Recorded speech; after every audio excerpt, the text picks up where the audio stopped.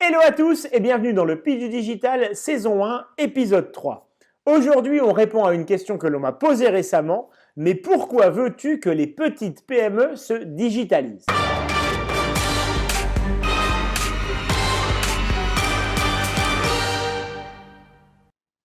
Alors quand on fréquente des patrons de petites PME ou de PME, on entend toute la journée l'éternel refrain « mais ce n'est pas pour nous le digital, c'est pour les grands groupes ».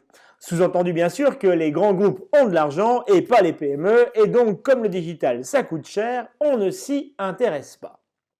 Alors au-delà du fait que c'est un mal bien français et qu'un bon entrepreneur a pour principale mission de se poser les bonnes questions, il est grand temps que la PME française prenne conscience non pas du fait qu'il faut s'intéresser au digital, mais qu'il faut se lancer dedans et rapido.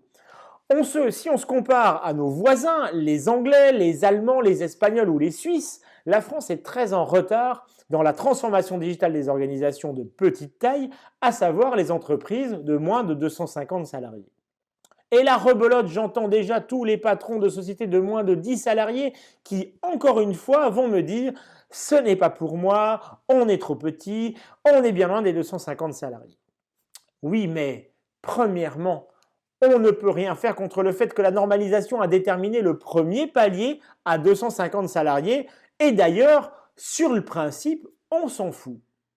Deuxièmement, on a plus un problème de volonté qu'un problème de moyens, car la digitalisation d'une organisation de 5 personnes ne coûte pas la même chose que celle d'une organisation de 250 salariés.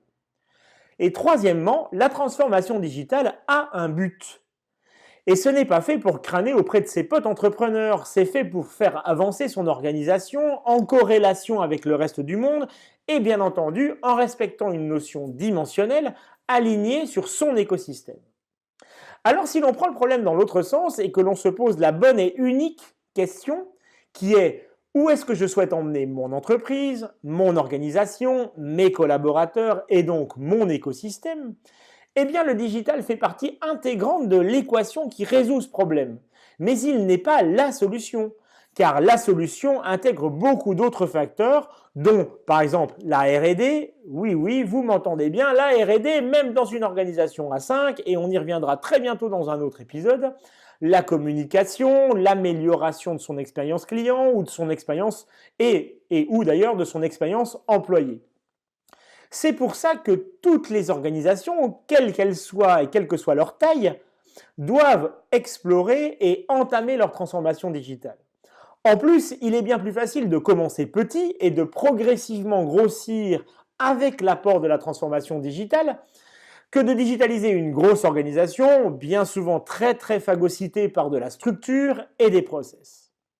Alors une nouvelle fois, vous, les artisans, les petites PME, les petites structures, vous avez l'avantage, contrairement à ce que vous pensez. Vous avez la possibilité, dans un monde qui est désormais inondé de services à la demande, de bénéficier de tous les outils sans cette contrainte de volume. Et là, votre avantage est immense, car vous pouvez faire pareil que les grands groupes, mais avec vos moyens et votre structure. Enfin, comme je le disais, c'est surtout une question de volonté et donc allez vous former, apprenez les bases, recrutez des collaborateurs qui peuvent vous emmener plus rapidement vers la digitalisation de votre organisation et entourez-vous de professionnels adaptés à votre niveau de structure. Alors j'espère que tout cela vous a donné envie de vous lancer et de vous former surtout. Et pour vous aider, je lance également aujourd'hui une nouvelle série qui va s'appeler les Defs du digital et qui va vous aider à comprendre les termes, quelquefois un peu complexes, je l'avoue, de ce monde digital qui nous entoure. Voilà, j'attends vos commentaires et vos questions. De surcroît, si vous êtes un entrepreneur d'une petite PME et que vous vous interrogez d'ores et déjà sur toutes ces questions liées à la transformation digitale de votre écosystème. Souvenez-vous qu'adopter la bonne stratégie, c'est vivre dans le futur maintenant et pour ça, abonnez-vous!